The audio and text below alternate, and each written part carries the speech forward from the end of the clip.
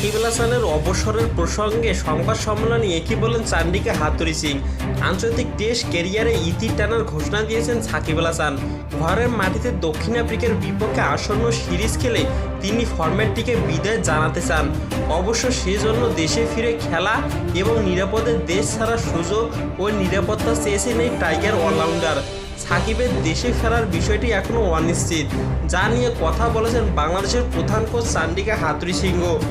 আজ ভারতের বিপক্ষে টেস্ট সিরিজ হারের পর সংবাদ সম্মেলনে এসে প্রধান কোচ চান্ডিকা হাথুরুসিং দক্ষিণ আফ্রিকা সিরিজে সাকিবের খেলা নিয়ে বলেন, এটাই সাকিবের শেষ টেস্ট ম্যাচ কিনা এ ব্যাপারে আমি কিছু জানি না।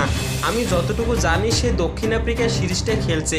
সাকিব যদি না খেলেন ওই অবস্থায় দলের পরিকল্পনা নিয়ে হাথুরুসিং বলেন, আমি মনে করি সাকিব না থাকলে কি হবে, সে ভাবনা তো সব সময় আছে। বিশেষ করে সে এখন তার কেরিয়ারের শেষ অধ্যায়ে আছে। তো দর্শক, এমন হঠাৎ করে সাকিবের অবসর নিয়ে আপনারা কষ্ট পেয়েছেন কিনা অবশ্যই কমেন্ট করে জানাতে পারেন। ধন্যবাদ সবাইকে।